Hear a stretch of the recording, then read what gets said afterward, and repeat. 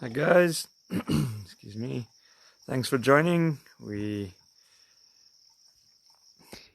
our second stream of our fifth night of the Cango Wildlife Ranch After Dark event. So welcome everybody. Hi Tammy. So we're going to talk a little bit about our porcupines tonight, our Cape porcupines. I'll just wait for a few more people to join in, and then we'll get started with the stream. Hi Tony. Yep, Penny and Prickles and PJ and Popcorn joining us tonight as our stars of the show. Hi Tanya, Louisa, Pietro, Ryan. Thanks guys for all joining again. Oops. We'll just wait. And Natasha, all the way from the UK, thanks for joining. Okay. Hi Audrey, thanks for joining.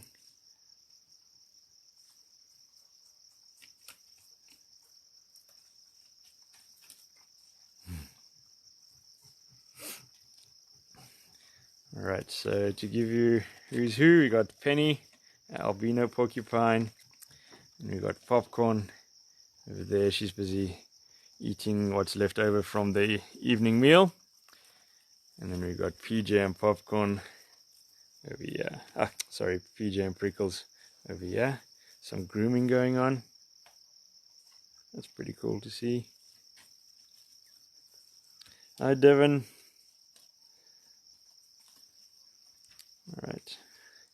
Okay guys, so I think we will get started. We've got quite a few people watching already. Just over 50 now, so thanks everybody for joining. Don't be shy to comment and say hi. If you guys have got any questions along the way, please do ask. It's always nice to hear from you guys, hear what you guys are interested in and what you're curious about the animals. Alright, so it's pretty dark already and the temperature has dropped pretty low. Hi Desiree. So it's going to be another cool night. Alright, so let's get started.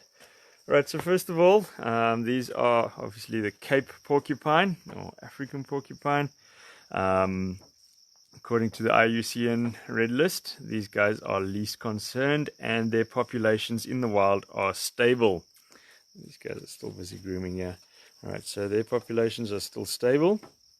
They're not facing any major extinction dangers yet, so that's pretty good news for them.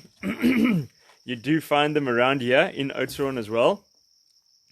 At the ranch, in the section by the big cats where we slept the other night next to the tigers, you often get them coming in that section out from the river and coming and exploring a little bit. All right. Hi Craig, thanks for joining. Johan and Dupi, thanks for joining. Okay, so these guys are also found throughout sub-Saharan Africa except for the coastal deserts on the southwest side of southern Africa. Alright, so they prefer rocky outcrops, rocky hills, so this kind of setting that we've got here is quite perfect for them. During the day, these guys will like to hide in caves or little dens, burrows. So this rocky outcrop is pretty much hollow inside, and that's where their night house is. So at night time they can go in there as well. If it does get cool, there is heating in there for them as well. During the day, we've got this little ledge here where they can hide under. So that area over there. So they hide under there during the day. They're pretty lazy during the day. It's out of the sun. The sun is pretty much on that side of the ranch during the day. So it's nice and shaded for them over there, which is pretty cool. Alright. So, these guys are nocturnal. We had somebody ask on the last stream as well as we signed off, are they nocturnal? Yes, they are. They're more active at night. For those of you that do know the ranch, know that during the day they're pretty much sleeping most of the time, very rarely active. during the nighttime. Now, so far, these guys have been up and about a lot already and very active, finding the food that we've spread around the enclosure for them. I just gave them some treats as well. A treat that they love is dried dates, and another treat that they also love is sweet potato. It's one of their favorites. Okay, Laura, thanks for joining. Okay, Cliffy, thanks for joining us again. Clifford was our guest last night at the 6 o'clock live stream. Okay. These guys are also, I did mention it a little bit earlier in the first stream where Pablo joined us, or Mariano, as other people might know him. We call him Pablo over here on the ranch, is his nickname here.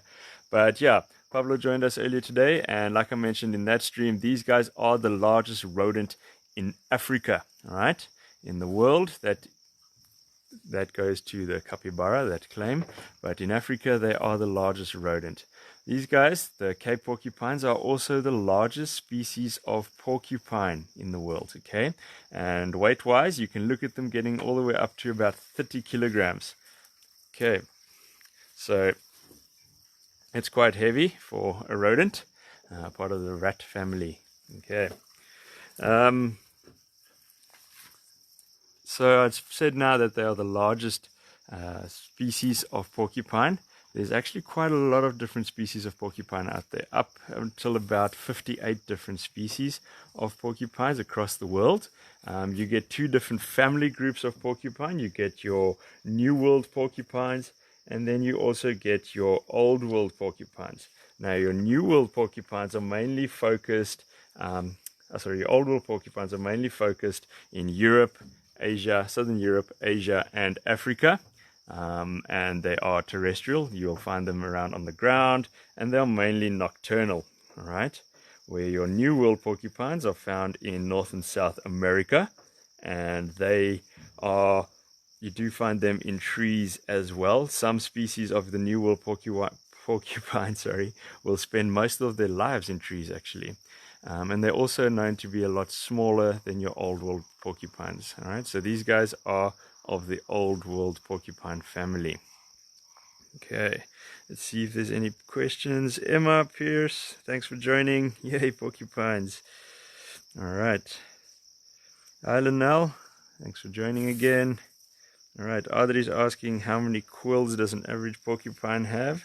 Of your New World that I know of, they say it's roughly around 30,000 quills of your New World porcupines. I'm not 100% sure of these guys, your Old World porcupines, but 30,000 is quite a lot. All right, so talking about the quills, that are your spiky hairs that they have on their back that they push upright. You look at Penny over there, she's currently got hers erect. So they have a muscle under the skin that allows them to pull the quills upright. Makes them look a lot bigger. So if they do feel threatened by a predator, for example, they will push those quills up and makes themselves look a lot bigger. All right, and protects them in the sense that the spikes are all around them, so the predator will have a hard time getting to the flesh. So the only way that a predator can actually kill one of these guys is that they will flip them onto their back and then get access to the softer, unprotected underside of the porcupine. All right. Charlene to Blanche joining us. Hi. Okay. So you can see they are up and about. Penny's actually drinking. There's another dam on that side over there. Interesting thing about these guys is they have one toilet in the whole enclosure. So they've got one spot in this whole enclosure that they will go to the toilet and do their business in. All right, and it's always the same. Since we moved them in here, there hasn't been another spot. There's only been the one spot, and that's in that back corner over there behind the dam. That's their toilet spot. So nicely in a corner, makes cleaning up after them very easy because it's all in one spot. All of them will go in one spot to the toilet. All right, so let's have a look here. So this is where I threw the treats for them earlier, so they're looking for some more. All right, let's see if there's any more questions coming through. if a quill, Jason's asking if a quill breaks off, do they grow back? Yep, they grow back pretty quickly actually. So the quills do fall out like our hairs would fall out, and then they grow back pretty quickly. Often what they do is they shake the quills and then they just drop out. As well as, obviously, I mentioned in the previous stream, in South Africa there's a common belief that these guys can shoot their quills at an attacker or if they feel threatened, and that is not true. Okay, it's just a story that's been made up. It doesn't happen. They don't have the ability to shoot their quills at attackers. So what happens is either they'll be running away and they'll suddenly stop and the predator will run into them face first, or what they do is they'll freeze and wait for the predator to get closer, and once the predator is nice and close, they will actually reverse back up into the predator or run off sideways almost, if I can explain it that way. And then the quills will puncture into the skin, usually in the face of your predator, and the quills have tiny barbs on the end of them. So once the quill has punctured into the predator's skin, they then get stuck there and the porcupine will move away and the quills stay behind in the attacker's face or wherever it is, and they can cause some nasty infections. So that's pretty much how that happens. And then obviously again, they do grow back pretty quickly. They are just modified hairs, quills and spikes. Some of those quills can be up to 50 centimeters long, so that's pretty big. If you think about it, nearly the size of 2 rulers. Okay, let's see. We've got 3 of them now there on that side, and then one is walking around over here. Alright, let me just see if there's any questions coming through. Timbinkosi saying 1 toilet, that's very important. Alright, so Garrett is asking why aren't any of Penny's offsprings albino? Or will any of her grandchildren be albino? Alright, so the albino is a hereditary gene, but it is recessive. So obviously both parents would need to be carriers of the albino gene, otherwise there's no chance of them having a baby that would be albino. All right, so both parents would have to be carriers of the albino gene for them to be carriers, for chance of the babies to be carriers. So they can have 1 up to 4 babies, very rare occasion of up to 4 babies. Now Penny and Prickles did have 2 babies together, brother and sister. That is PJ and Popcorn, who are here with us still, and they are not albino obviously, but they could potentially be carriers. We don't know. We don't know if Prickles is a carrier of the gene. Okay, so meaning recessive, it's pretty much like blue hair or blue eyes or blonde hair. In that sense, both parents need to be carriers or have that for that gene to be carried on to the youngsters. All right, let's see if there's any other questions coming through. Garrett again asking how big the families are in the wild usually.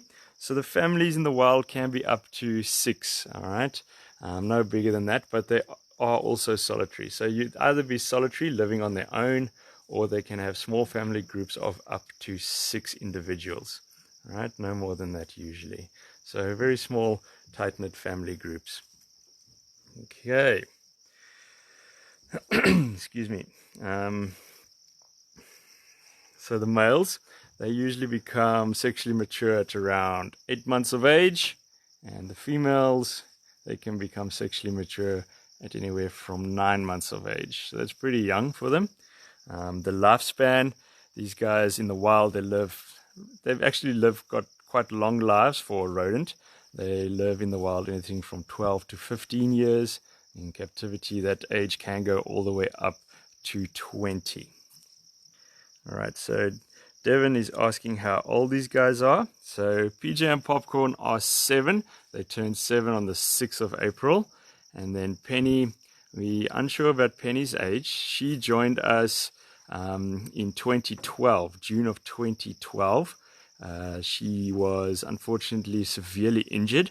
She got caught in a trap, and the trap closed onto her face. So if she comes closer, I'll try and get a good shot of her face. It's still got a lot of scar tissue on the forehead and the nasal area. She is actually coming closer now. So the forehead and nasal area, there's a lot of scar tissue there from that injury. Pretty much what happened was this trap closed onto her face. It degloved all the skin off of her, the forehead and the nose. The bone was exposed. We actually thought she was going to lose one of her eyes, but luckily that was able to be saved. And it took us a couple of months to get her nice and healed up. So she was with us for quite a while recuperating, and she got used to us and being around us and being fed by us. So she was then unable to be released back into the wild. At that stage, we already had Prickles, who joined us in 2010 as a youngster, as an orphan, and he was also hand raised then. So he was also imprinted on people at that stage. So he's been with us his whole life as well. And then we put them together towards the end of 2012. And then, yeah, they fell in love and they made PJ and popcorn. So the gestation period is usually about 3 or 4 months. And then these guys were born, like I said, 6th of April, 2013. So they're now 7 years of age. All right. Let me see what other questions have come through, guys. Are porcupines monogamous? Yes, they are. They are monogamous. Felix. Hi, Felix. He's asking why he's not hearing the peacocks. We actually heard them last night and the night that we were at the Tigers. A little shoving contest going on over here between the boys. But they're all sleeping currently, so they've gone a bit quiet now. But they are still around, Felix. They were actually in this enclosure just before we started the 6 o'clock live stream. They were hanging around here as well. All right.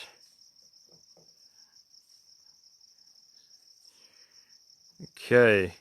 Audrey's are saying that the porcupine mating ritual involves a vicious battle and urinating on the female. Is that true? I've never actually seen that happen with these guys.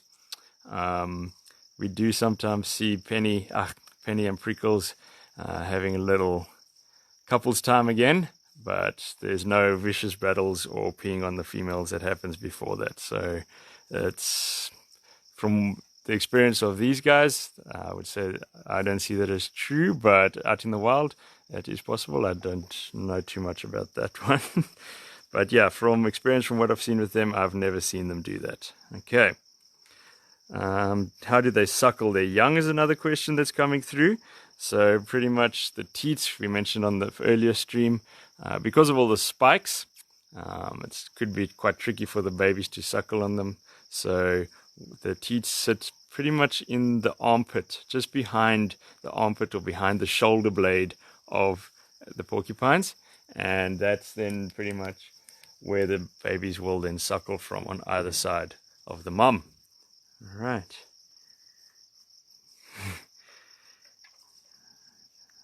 Do porcupines ever use their spines on each other when fighting? A question that's coming through. They will back up into each other, but there's no real severe damage that's ever happened to them. We've never had any injuries with fighting with these guys with their spines. So they've never gone out and intently hurt each other with their spines, but they will use it just as a small fighting technique. Interesting thing about them is as well, when they are threatened, on the tail, I'm going to try and get a flashlight on this guy's tail over here, so I don't know if you guys can see the tail there. Those tail spikes, quills, are hollow. So if they feel threatened, they will stand their ground sometimes, and what they do is they will rattle that tail and it makes a loud noise. And then what they do is they make a very loud grunting noise as well. It almost sounds like somebody hyperventilating, breathing very fast. And then what they do is they stamp their back feet again on the ground. And that's pretty much a warning signal, as they're shaking that back tail, stamping the feet, and then the loud grumbling noise that they make. So they're still busy eating on leftover dinner, all three of these guys. So there you can see there's a bone laying next to one of them over there. And I did mention earlier about we give them bones for chewing on. is also part of the enrichment program. And the reason why we give them bones to chew on is porcupines do enjoy chewing on bones. The reason for that is also in the wild, if they're in an area that lacks phosphorus, they will chew on the bones to get a supplementation of that, and as well to work down their teeth. Just like other rodents, their teeth continue growing throughout their life, so they need to wear them down, chewing on hard things. So you'll see there's a lot of stumps laying around the enclosure, logs, some bones, and we put that in here for them to chew on so that they can work down their teeth. We also provide them with fresh browse, fresh branches and leaves of different trees that we have on the ranch, that they can chew on the bark and the leaves of those trees. They love bark, chewing on bark, and that's one of the things why people are not big fans of these guys coming into their gardens or into their orchards, is that these guys will ring bark a tree. So pretty much what they do is they chew the bark off of the base of the tree stump, and they go all the way around, eat the bark off there, and then that reveals the heartwood of the tree and makes it, it weakens the tree, and it can eventually kill the tree. All right, and that's what you call ring barking. Okay, let's see if there's somebody is asking, I don't know so much about the animals. I'm an owner or worker, so I am the mammal and bird curator at the ranch, as well as now I'm currently filling in with the reptiles as well. So I did study wildlife. I didn't study wildlife in captivity so much. I studied game ranch management. All right, so that's pretty much animals out in the wild, running a farm, game farm, or wild, where you'd have wild animals on it. So that's what I studied. And yeah, the information that I've got is pretty much over the years, picking up experience, doing research myself, learning from other facilities as well, and then also from my studies. The nice thing about from what I studied with animals out in the wild, it helps with our enrichment program a lot. So because we learned how the animals live out in the wild, I can try and bring in those behaviors, those ways that the animals live out in the wild into a captive environment, and try and make their homes in the captive environment as wild as possible, and to try and bring out those natural behaviors with our enrichment programs. All right, let's see what else we've got. Any other questions? All right. So there's a teat on either side of the shoulder blades. That's for Timbunkosi. Have I learned anything new during my nights with the animals? It must be interesting, from Janet. Janet is also one of our old volunteers. She's been here twice. Her nickname's Tutti Frutti.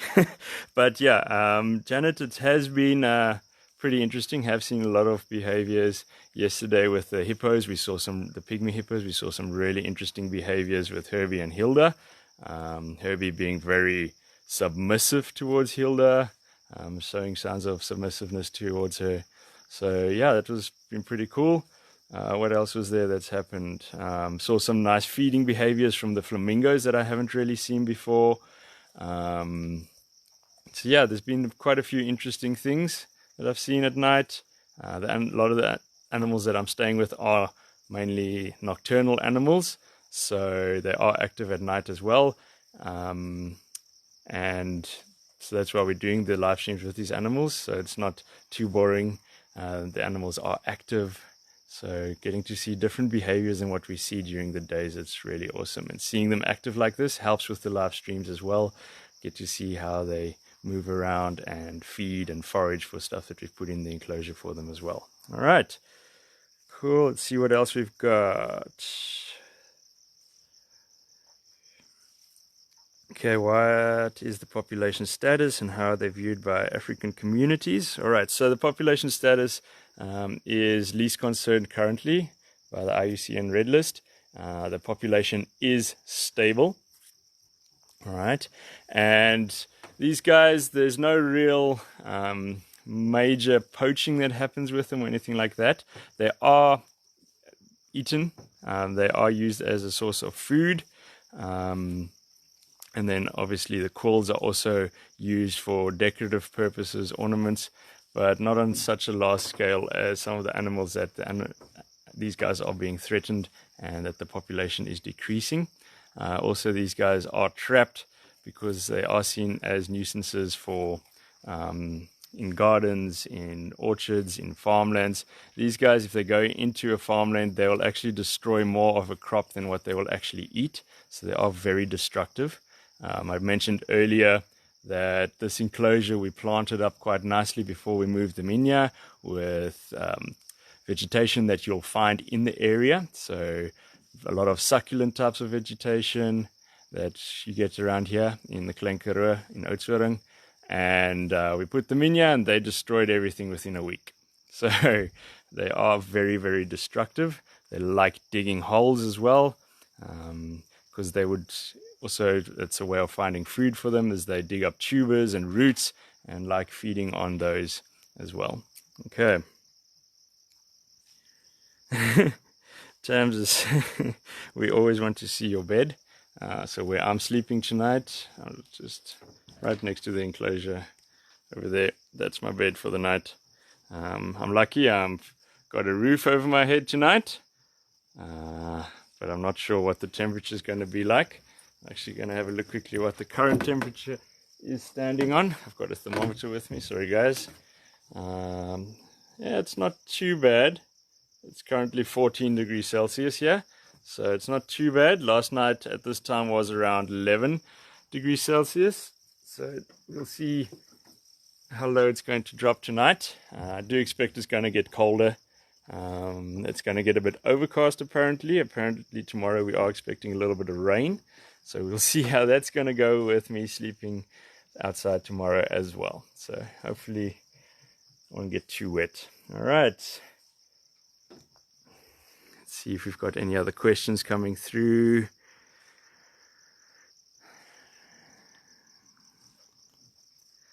Somebody's saying they destroy, where they come from in Natal, they destroy maize crops. There is some medicinal beliefs attached to them as well. All right. Okay. Right, guys, any other questions, please do feel free to ask. These guys, something interesting about them as well, they've also got a very good sense of hearing. All right.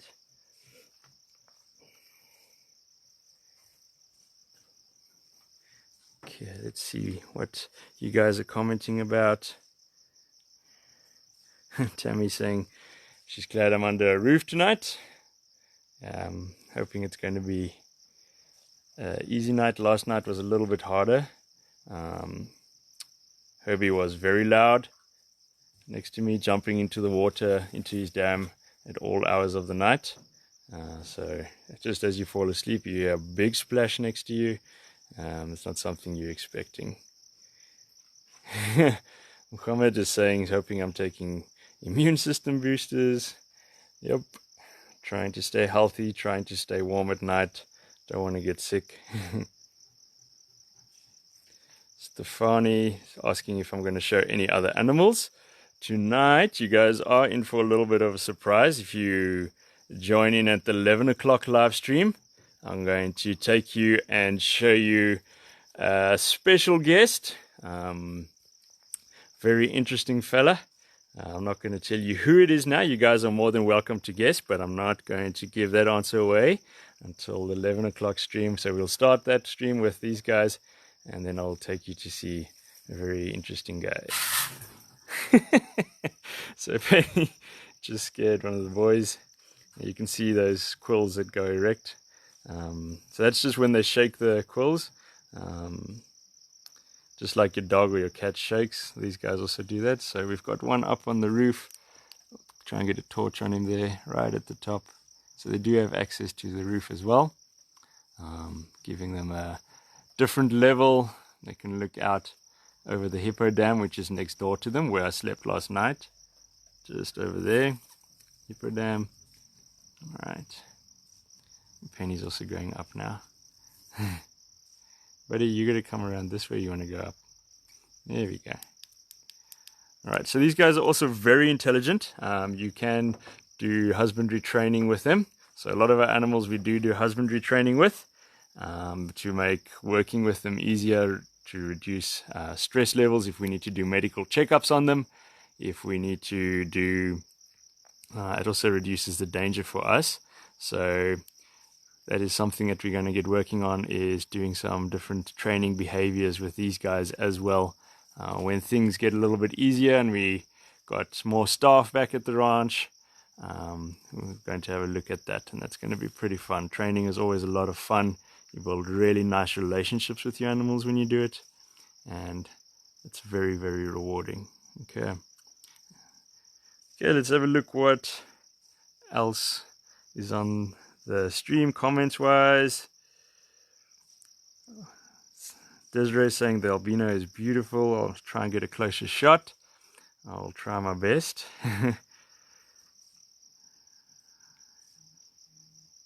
Laura saying, I definitely love my boss job or the animals, because that bed can be filled with one cold or two unwanted insects. Yeah, the bugs haven't been a major problem. I think the cold is helping with that. But yeah, definitely cold. And yes, I do love the ranch. I love the animals that I work with. The boss is amazing, Mr. E and Mrs. E. But yeah, the animals, these guys, I love them. They're my family. This is what I've always thought I was going to do, is work with animals. And I can't see myself doing anything different. And educating people about them, the problems that they face, that is really special to me. And I really love doing that. So we got a guy walking below us here.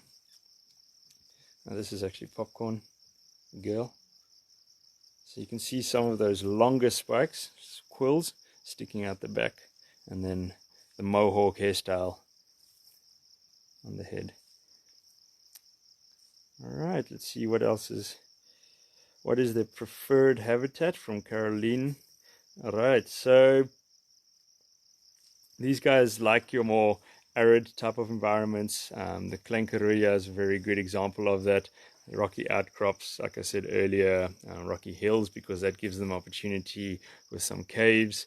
Also, in Oudtshoorn, what they'll do is they will dig dens, right? And they can sometimes have 6 different dens that the family will occupy. They also use antbeer or aardvark, as we call it here in South Africa. They will use old aardvark or antbeer dens as their homes as well. Right. So they use those dens and caves to sleep in during the day, and then at night they become active and come out. So there where Popcorn is now, that is the entrance to their night house. So this whole structure over here, this rock structure, is hollow on the inside, and there's heating for them, and then they can go in there if they want to, if it gets colder, where there's a heating source for them as well. Okay, let's see, that's quite a nice view over there. Right. Really impressive looking animals. The coloration of those quills are really, really beautiful. Okay, let's see what else we got. Stefani's asking why we've moved them to a different enclosure. Okay, when this enclosure did open up, this used to be our old otter enclosure, so all of this used to be a dam pretty much.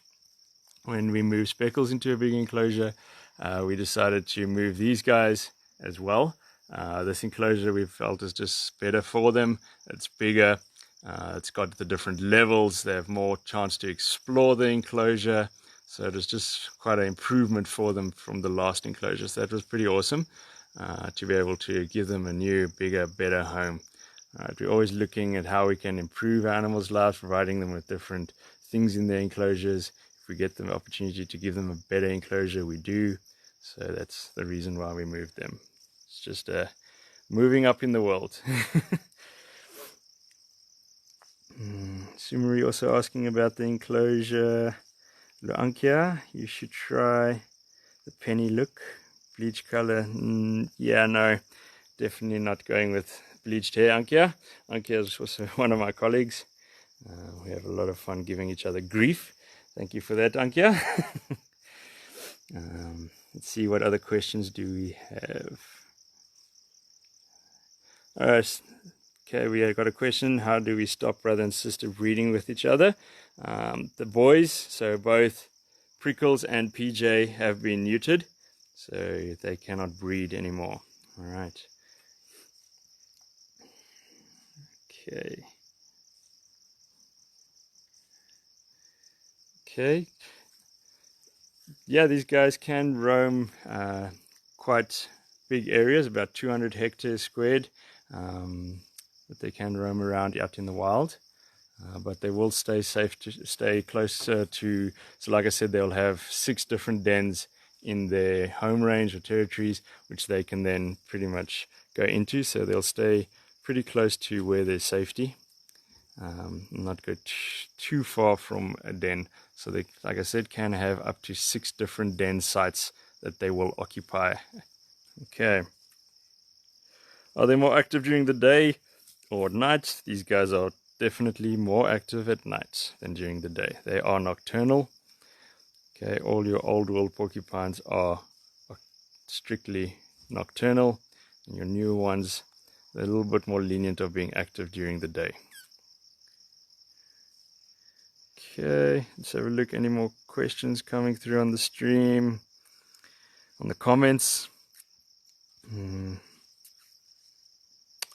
That looks like it for now. Hope you guys are enjoying these streams.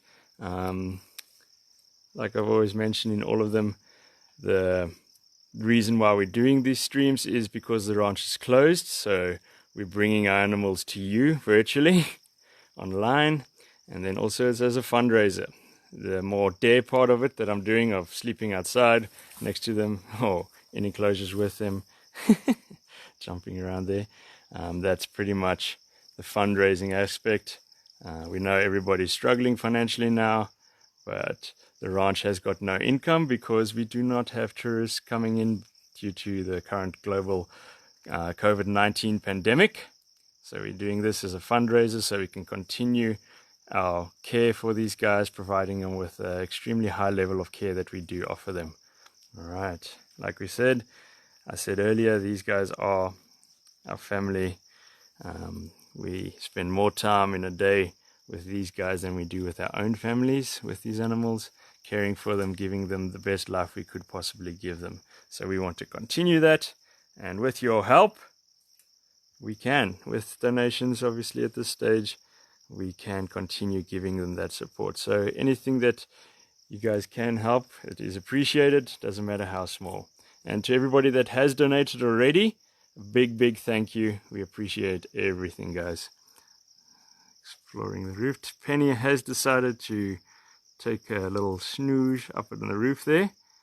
Somebody asked for a closer snap. I'm not going to be going in now to get too close to her, otherwise I'm going to have a few pens stuck into me, which I do not want. They are quite painful, so I'll be staying right here. I don't want to bother them as well. They're not used to having people in their closure at night, so I don't want to stress them out by doing that either. Okay, guys. So any more questions, guys, feel free to ask. We will be ending the stream soon, and then I'll be back at 11 o'clock just with a wrap-up stream of the night, saying goodbye and good night to these guys for the night, and then I'll go and give you a surprise visit with a very bright, well, not bright, but his personality is quite interesting. In character, he's got a lot of character, so we'll go say hi to that fella a little bit later on the 11 o'clock stream. I'm not going to give you any more clues as to who he is, but you're more than welcome to guess and put your guesses on the comments here, who I'm going to go say hi to.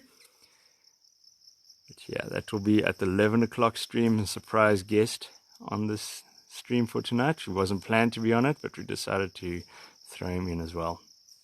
Okay, interesting thing about the porcupines as well is their ears have got an eerily resemblance. They look like our ears as well. The shape, the definition, everything looks very similar to ours, and it's quite creepy sometimes. All right. Thank you guys. Hope you're enjoying the info that I'm giving through. Sumri, thank you. Thank you for commenting and joining us for these live streams. I'm going to be saying goodbye for now. I'll see you guys back at 11 o'clock. If I don't see you at 11 o'clock, tomorrow morning, 8 o'clock, I will be doing the catch-up of the night, how the night went, and then we'll say goodbye to them as well for the day. And tomorrow we are going to be somewhere else in a different enclosure. All right. And then also keep an eye out, guys. Every day we are doing different days, doing silly things. So it's pretty much the 7 nights, 7 days challenge as well. So during the day, it's not part of the live streams, but it's pre-recorded, different days and challenges that our marketing team has and our colleagues have thrown out at us. Usually whoever joins me as a guest on the 6 o'clock live stream does the challenge with me. All right, so go have a look at that. They're on our Facebook page as well as our, you can see those there. And then also all the previous streams that we've done over the past couple of nights are all posted there as well. So if you want to go and have a look, see some of the animals that I've spent time with, go have a look at those. It includes the tigers, the hippos, the flying foxes, the lemurs, and the flamingos. All right, so that's me out for tonight. Thank you very much. I'll see you at 11. And hope you guys have fun. Okay. Cheers, guys. Stay safe. Be careful. Bye.